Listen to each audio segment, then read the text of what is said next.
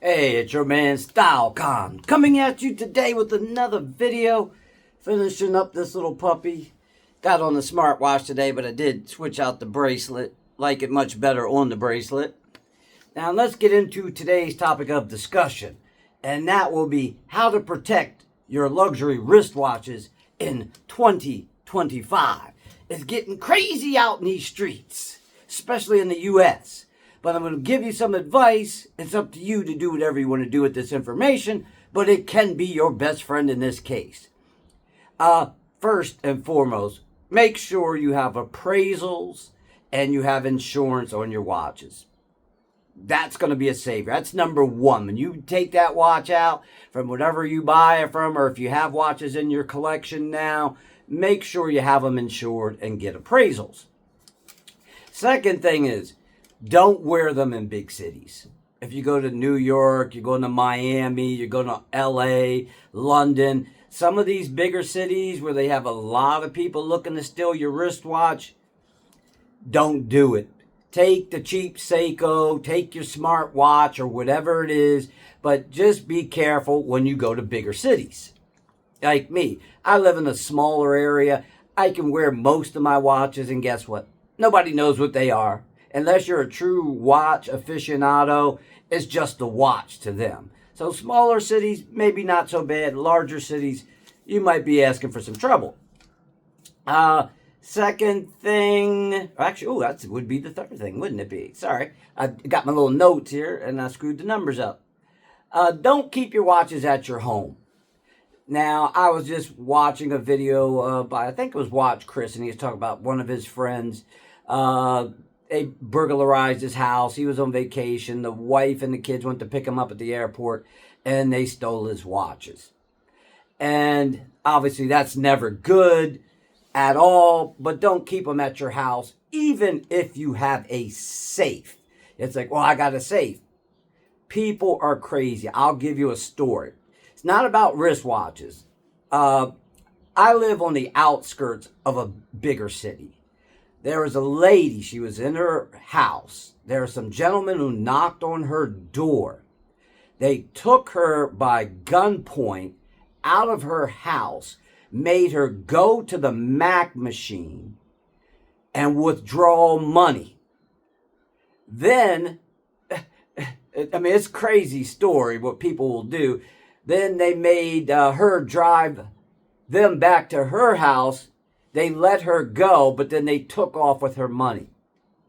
So a safe in your house, that is a good thing. But if people are going to strong arm you, come in your house with guns, if you have your watches there, they might harm you and your family to get you to open that safe. So those of you, having the safe in the house is the best thing. I'm going to say no. But if you do want to keep your watches at home, I would maybe use these two things. Use a safe, but also if you have some expensive watches, get yourself guard dogs, real guard dogs, and they're not cheap. I have a friend that trains guard dogs here in PA, and I think Charles Wallingford, he does the same thing, but this guy does a little bit different. He trains dogs to protect people and their property.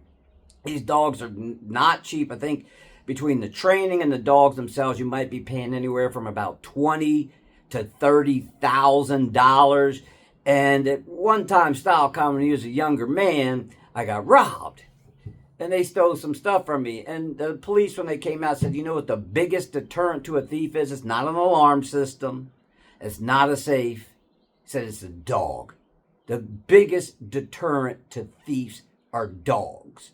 So if you have a safe and you want to keep them there, obviously spend the money. If you got $200,000, $300,000, $400,000, $500,000 in watches, you can afford to get yourself a nice dog or two that can protect you and your property. And the best thing to do is to keep them in a bank safe. Now, to me, that takes the fun out of it because I like rotating my watches. So if you have a bunch of watches, going to the safe every now and then, the bank vault, now you're going out of your way, you got to go switch out your rotation. That can get to be a pain in the ass, but that can safeguard you, no pun intended, just in case somebody does break in your house. I remember Archie Luxury showed a video where someone broke in his house and they, ransacked it. I don't know what type of tools they used, but Archie seemed like he had a nice safe with the concrete walls inside of it, and they took their time and they finally got in it. I mean, the best thing to do is probably, if you live in a bigger city and it can get a little crazy, follow some of these steps, and that can help protect you. I mean, worst case scenario, I think your life is worth more than your watches. But, if you don't want to buy a dog, you travel all the time, you don't have time to spend with that dog. You have a safe, but you're gone for a week. And if people know about you being gone for a week and they know you have some nice watches, they got nothing but time to get in your house and get in that safe like they did Archie Luxury. So I would use any one of these steps to help protect yourself. But even with that, nothing is guaranteed nowadays.